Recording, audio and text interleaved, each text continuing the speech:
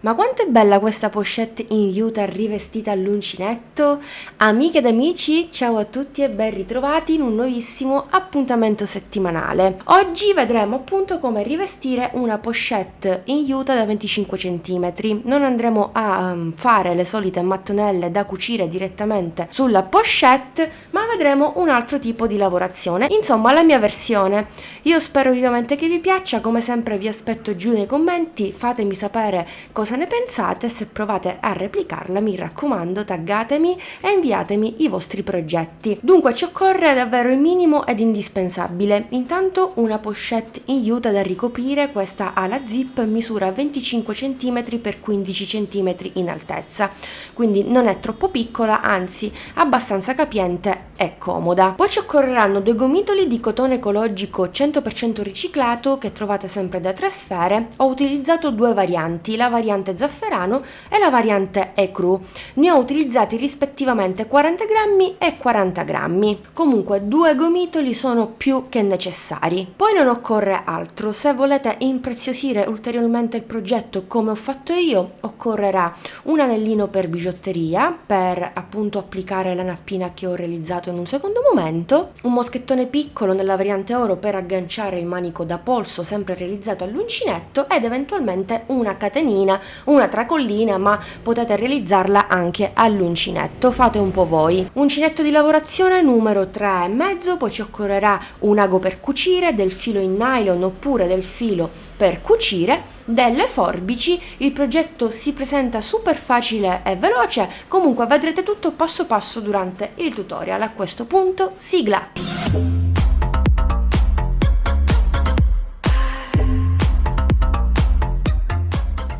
Prima cosa bisogna realizzare una lunga catenella, nel mio caso composta da 92 catenelle, che praticamente coincidono con la circonferenza della mia pochette da 25 cm x 15 cm. La 92esima catenella ci occorre per girare il lavoro. I punti effettivi da lavorare sono 91, perché poi andremo a lavorare il punto Prada multiplo di 3 più 1, quindi 90 più una catenella. Possiamo procedere lavorando il primo punto basso nella seconda catenella a partire dall'uncinetto, quindi entro così, prendo il filo e faccio il primo punto basso di 91, seconda catenella, secondo punto basso e procedo. Semplicissimo. Considerate che questa lavorazione è costituita da sole due righe, per cui finirete in fretta anche a voi. Bene, continuo così, lavorando un punto in ciascuna catenella. 91esima ed ultima catenella. Ora facciamo una catenella per girare la nostra lunghissima riga a punto basso. Terminiamo il lavoro con l'ultimissima riga a punto Prada. Semplicissimo, andremo a realizzare dei piccoli ventaglietti molto carini. Direttamente passo al primo punto basso che ho al di sotto e faccio un punto basso più una catenella che mi sostituisce il primo punto alto. Sempre nello stesso punto realizzo 3 punti alti. Prendo il filo, entro sempre nello stesso punto, lo prendo, lo pareggio e chiudo solo le prime due e quando ne ho due ripeto la stessa operazione e lo facciamo per altre 2 volte. 1 e 2. Bene, qual è la situazione? Che abbiamo 4 punti alti nel primissimo punto. Saltiamo 1-2 punti, nel terzo punto ripetiamo quello che abbiamo fatto prima. Entriamo, blocchiamo con un punto basso, facciamo una catenella, primo punto alto, ne aggiungiamo altri 3 per un totale di 4. 1, 2 e 3, più il punto basso con la catenella sono 4 punti alti. E di nuovo saltiamo il primo ed il secondo punto e andiamo nel terzo. Punto basso, catenella, nello stesso punto lavoriamo 3 punti alti. 1,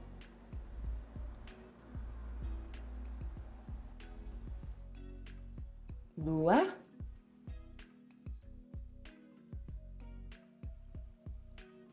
3. Questo sarà il risultato. Siamo sulla parte del rovescio, ma comunque la lavorazione a punto Prada è sul dritto e questo è il rovescio. Continuiamo per tutta la riga finché poi non arriviamo alla fine, e infatti ci rimarranno gli ultimi 3 punti, nel senso che qui ho fatto l'ultimo ventaglietto, un punto basso, una catenella, vado a completare il modulo con gli altri 3 punti alti, 2 e 3, ecco qui, e gli ultimi 3 punti, quindi saltiamo i 2 come abbiamo sempre fatto e nell'ultimo andiamo a chiudere a punto bassissimo. Ecco perché vi dicevo multiplo di 3 più 1, il più 1 è questo qui che ci serve per andare a chiudere tutto, perché adesso faremo una maglia bassissima, una catenella di sicurezza, staccheremo il filo un po' più lungo e questo filo stesso poi ci occorrerà per andare a congiungerci insomma ad inizio riga. Dopo aver fatto la prima bordura dobbiamo realizzarne altre, in totale ne dobbiamo realizzare 10. Io ne ho realizzate 5 nella variante corda e 5 nella variante senape ocra, non ricordo bene la tonalità di colore ma siamo lì. Prendiamo degli spilli,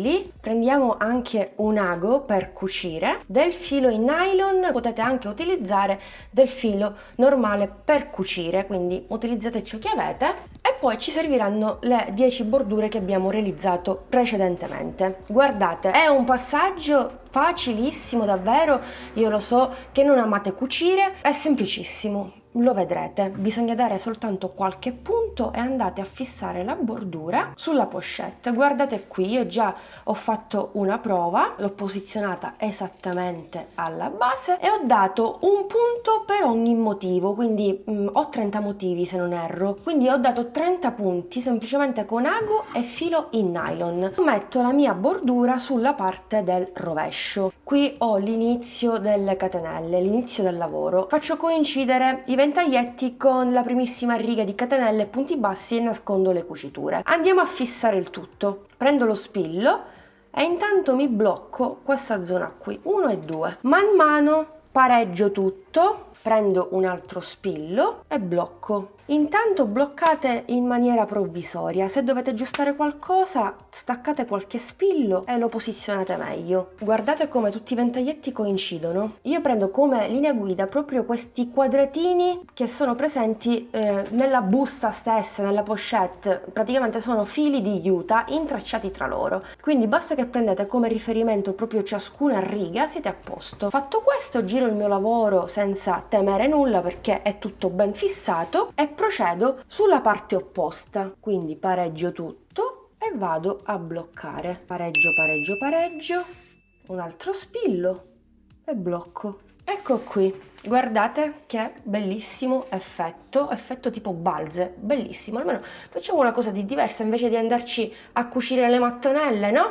Andiamo a riprendere la bordura che ho fatto al di sotto nel top. Ora, prima di andare a cucire, cosa andiamo a fare? Vi ricordate che qui avevamo lasciato il filo in eccesso? Qui ho il punto bassissimo, vado a riprendermi il filo che avevo lasciato e molto semplicemente, senza ago, senza niente, solo con l'uncinetto, guardate, ci andiamo a congiungere nel primissimo punto, nella primissima catenella, quindi mi inserisco nella primissima catenella, prendo il filo di lavorazione che avevo tagliato un po' più lungo e vado a fare un punto bassissimo. Fatto questo, giriamo il nostro lavoro così e andiamo a bloccare, ci ritroviamo i punti alti sia su un ventaglio che sull'altro, andiamo a bloccare soltanto 2 punti, il primo con il primo che coincide praticamente, vedete? 1 e 2,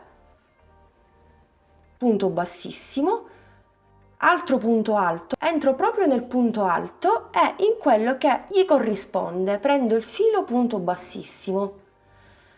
Ora catenella di sicurezza, e abbiamo bloccato pure l'estremità proprio come ho fatto da quest'altra parte, non si vede in nessun modo la cucitura. Poi chiaramente questo in un secondo momento lo andiamo a nascondere per bene all'interno come ho fatto io qui. Prendo il mio ago e prendo il filo in nylon e andrò a tagliare il quantitativo preciso. In questo modo non abbiamo troppo filo durante la lavorazione che magari potrebbe ingarbugliarsi nella pochette eccetera eccetera. Ve lo mostro direttamente con il filato che ho utilizzato per la pochette perché questo è trasparente e non si vede.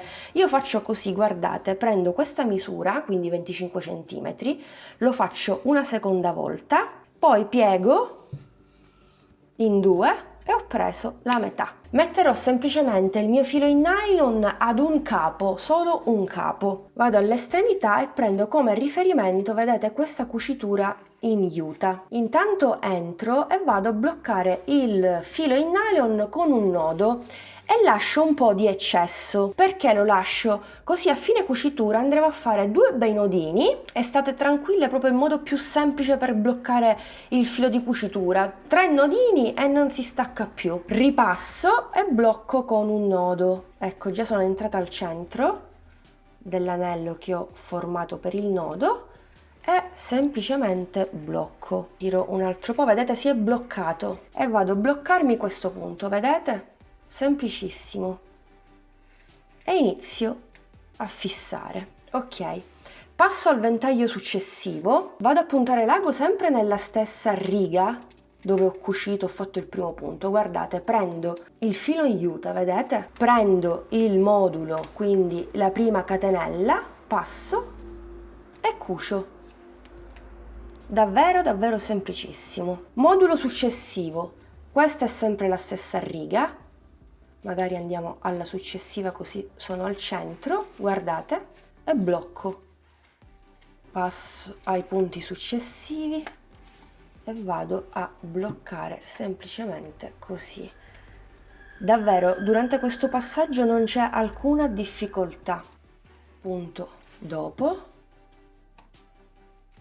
Io ho le unghie molto lunghe e faccio fatica a lavorare, forse è il caso di tagliarle un po', perché davvero non riesco a lavorare.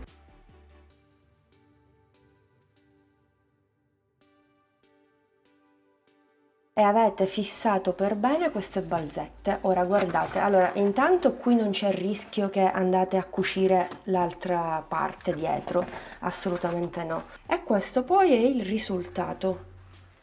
Vedete? Cucitura dritta. Basta che voi prendete come riferimento ciascuna riga in juta, vedete ci sono tutti questi quadratini un po' irregolari, vi inserite in uno di questi facendo attenzione giustamente a pareggiare bene la bordura con la riga appunto basso ed il gioco è fatto. Poi per tutte le altre bordure successive non dobbiamo fare altro che ripetere la stessa operazione. Prendiamo l'altra bordura che metterò sempre sulla parte del rovescio perché ho i ventaglietti sul dritto. Li posiziono qui, guardate, come notate io alterno i colori, fisso il tutto con gli spilli e cucio. Dobbiamo ripetere questa operazione per 10 volte perché comunque le balze sono 10. Bene, una volta che abbiamo rivestito la nostra pochette juta, questo sarà poi il risultato. Chiaramente possiamo decidere di lasciare il bordo superiore o così, non è male, le cuciture non si notano nemmeno. Io avevo pensato appunto di rifinire ulteriormente e nello stesso tempo vorrei realizzare alle due estremità dei gancetti semplicemente all'uncinetto.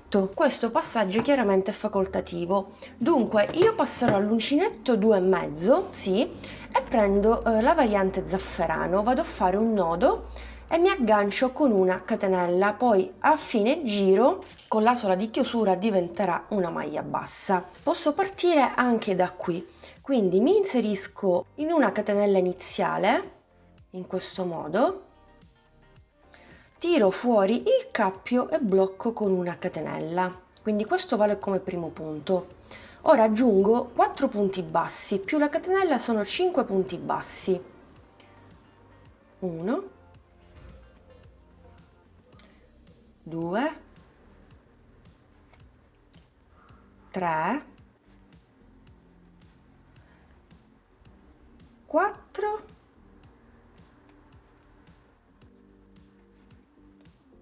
e 5.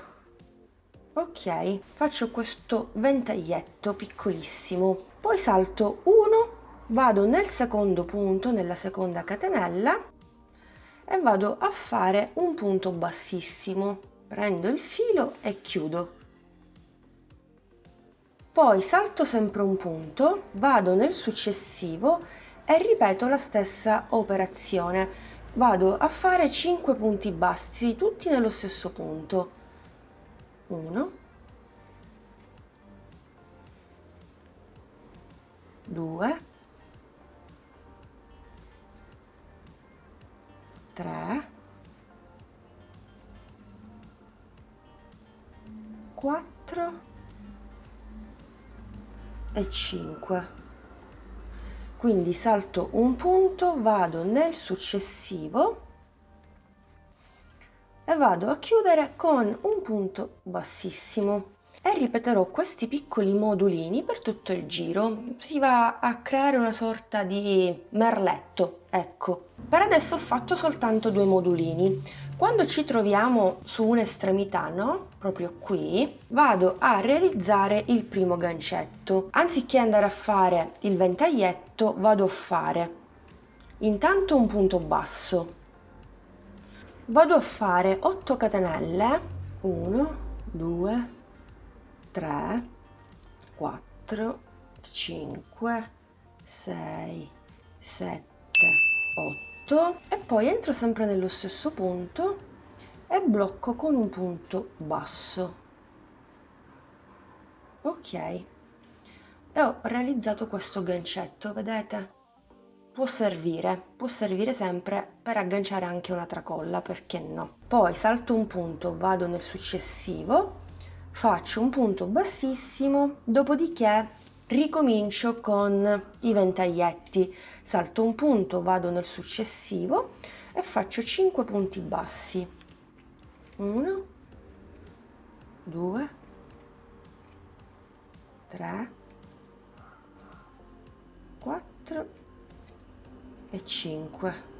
Salto un punto, vado nel successivo, un punto bassissimo e così via per tutto il bordo superiore. Quando arrivo alla seconda estremità, esattamente qui, proprio al centro, abbiamo, nel mio caso c'è il punto Prada, vado a fare nuovamente 8 catenelle e poi chiudo sempre nello stesso punto finché non termino il giro. In questo modo avrò questi 2 gancetti, mi possono servire sia per agganciare i moschettoni, quindi agganciare una tracolla o un manico da polso, oppure per aprire la zip, quindi tengo il tutto dal gancetto e apro la zip, stessa cosa da quest'altra parte. Sto per terminare il giro, ho fatto l'ultimo ventaglietto di 5 punti bassi, salto un punto, vado nel successivo e blocco con un punto bassissimo. Poi, come notate, ho l'ultimo punto, qui vado a chiudere, vado a tagliare il filo e mi aiuto con un ago. Vado nel primo punto basso dei 4, qui c'è la catenella, entro, stringo un po', entro al centro dell'ultimo punto bassissimo, stringiamo, avete visto, e tutto torna alla normalità. Poi basterà andare a bloccare il filo sul retro e tagliarlo, insomma. E voilà! E così la pochette Yuta è stata rivestita. Qui abbiamo i 2 gancetti, vedete, 1 e 2, che hanno una doppia utilità. Avete 3 alternative: o lasciare il progetto in questo modo e utilizzarlo come pochette per una grande borsa estiva, o prendere una catenina e agganciarla direttamente ai 2 gancetti realizzati all'uncinetto, in questo modo, e quindi indossare la pochette sulla spalla. Perché no, potreste fare la tracollina anche con l'uncinetto, magari, perché no, riprendendo il punto Prada. Oppure possiamo prendere un moschettone piccolo e andare a realizzare un manico da polso. Io ho avviato esattamente 45 catenelle, che per me vanno più che bene, quindi regolatevi un po' voi con la lunghezza della lunga catena. Ho lasciato anche un po' di filo in eccesso. Potrei fare anche un manico da polso, potrebbe pure servire, come mi avete suggerito nella diretta di Instagram, potrebbe servire sia per indossarlo appunto a mano, oppure per agganciare il progetto stesso alla borsa, in modo che non si perda. Insomma, questi sono tutti suggerimenti che mi avete dato durante la live. Quindi cosa ho fatto? Ho fatto passare la lunga catenella attraverso l'anello del piccolo moschettone. Porto tutte le mie catenelle sul dritto, mi raccomando, e vado a chiudermi con un punto bassissimo nel primo punto. Anziché andare a fare la spighetta rumena oppure dei giri a punto basso, punto bassissimo, vado a riprendere un po' la trama di lavorazione. Quindi inizio con 3 catenelle, nello stesso punto aggiungo 3 punti alti, 1,